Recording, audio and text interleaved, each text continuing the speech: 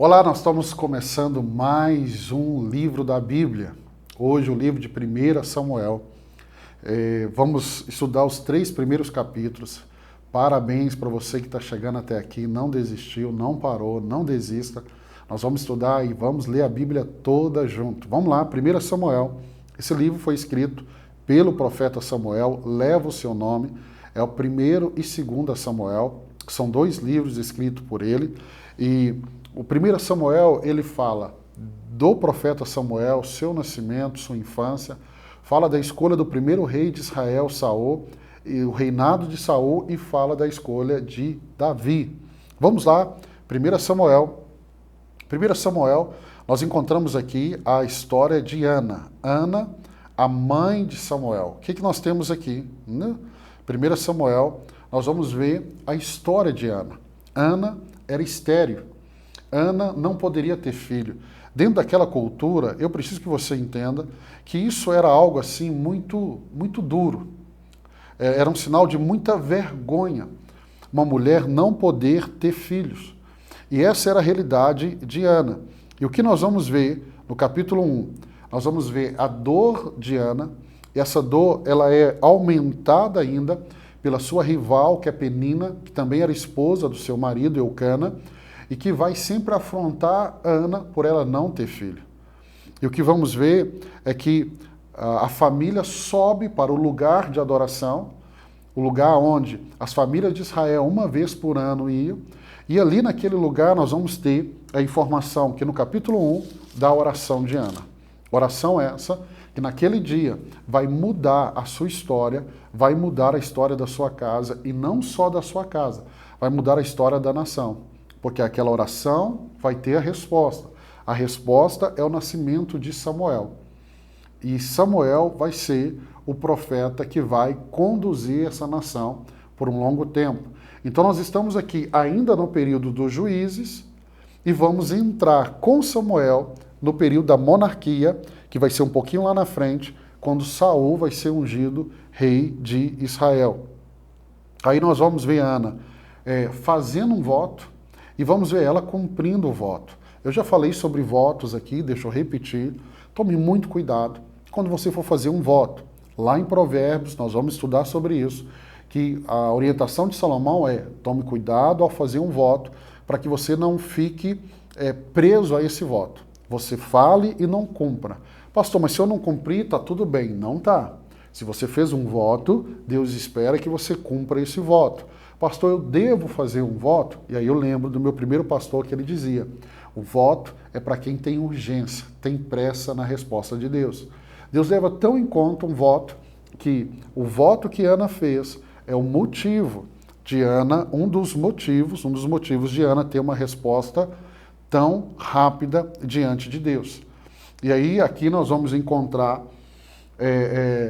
Ana fazendo esse voto, e aí no verso 21 do capítulo 1 diz assim: quando no ano seguinte Eucana subiu com toda a família para oferecer o sacrifício anual ao Senhor e para cumprir o seu voto, Ana não foi e disse ao seu marido: depois que o menino for desmamado, eu o levarei e apresentarei ao Senhor, e ele morará ali para sempre.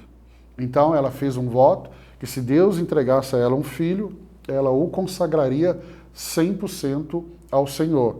E aí nós vamos ver que Ana, mais à frente, aí vamos, olha, verso 24. Depois de desmamá-lo, levou o menino, ainda pequeno, à casa do Senhor em Siló, com um novilho de 3 anos de idade, uma arroba de farinha e uma vasilha de couro cheia de vinho. Eles sacrificaram os novilhos e levaram o menino a Eli. Aí nós temos aqui essa figura de Eli, é um sacerdote. Mais à frente, você vai ver que Eli é um sacerdote que já está velho, gordo e cego. E isso não é pejorativo, no sentido que a idade é ruim, mas mostrando que esse sacerdote, ele já não tinha clareza nas coisas de Deus. O capítulo 2, nós temos o Cântico de Ana, uma canção de Ana, que é uma canção, ao mesmo tempo de gratidão, mas com uma mensagem muito forte para mim e para você. Então nós temos o Cântico de Ana, do verso 1 até o verso 10, é o Cântico de Ana. Então essa canção, Ana traz uma mensagem tão linda, tão forte. Por exemplo, ela diz assim, deixa eu pegar aqui, ó, verso 8. Levanta do pó o necessitado, e do monte de cinzas ergue o pobre. Ele o faz assentar-se com príncipes e dá lugar de honra. Então ela vai falar realmente do que Deus pode fazer, do que Deus fez na vida dela. E aí nós entramos no verso 12, que nós vamos ver a maldade dos filhos de Eli.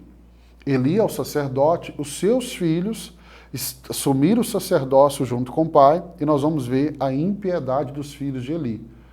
Ao ponto da Bíblia nos falar que esses dois jovens, eles faziam absurdos. A Bíblia os define como filhos de Belial. Então, filhos que não têm temor algum. E vemos um pai omisso, um pai fraco, que é Eli, que tem ciência do que os filhos estão fazendo, mas não consegue resolver a postura dos filhos. E aí o verso 18 até o verso 21, nós vamos ver a bondade de Deus. Deixa eu pegar aqui o capítulo 2, para a gente ver, capítulo 2, o verso 18, vai falar de Samuel. Samuel, contudo, permanecia ali, né, na presença do Senhor, né? O menino ministrava perante o Senhor. O verso 26, e o menino Samuel continuava a crescer, sendo cada vez mais estimado pelo Senhor e pelo seu povo. Então nós vamos ver aqui a bondade de Deus sobre a vida de Ana, na vida de Samuel, E aí o que vamos ver? No capítulo 2, do verso 27 até o verso 34, nós vamos ver a profecia sobre a família de Eli. Uma profecia, assim, muito forte e muito triste. Por quê? Porque essa profecia vai se cumprir lá na frente.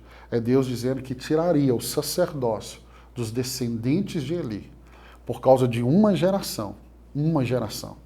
E vamos ver lá na frente que uma outra família sacerdotal vai ser colocado no lugar deles. Por quê?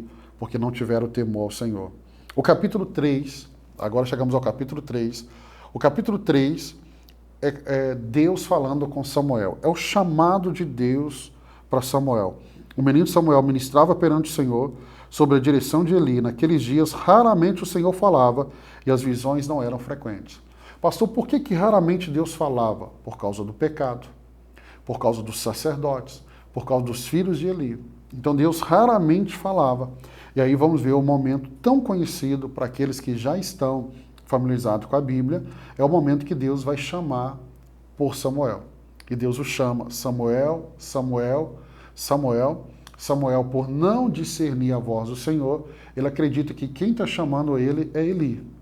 E isso se repete uma, duas vezes, até que Eli, ele percebe. Ele vai dizer assim, olha, a próxima vez que você for chamado, você vai dizer, Senhor, eis-me aqui. Estou aqui. E aí, Samuel vai começar a entender como que ele vai ter esse relacionamento com o Senhor. Sabe o que me ensina o capítulo 3? Que o relacionamento com Deus, ele é aprendido. Você não vai acordar e amanhã você vai saber como se relacionar com o Senhor. É aprendendo. Então, você vai aprender a ouvir a voz do Senhor, você vai aprender a responder a voz do Senhor. Samuel, a gente percebe que ele vai crescendo no relacionamento com o Senhor. Ele está ministrando ao Senhor, ele está ali na presença de Deus, ele ouviu a voz de Deus a primeira vez, ele não discerniu.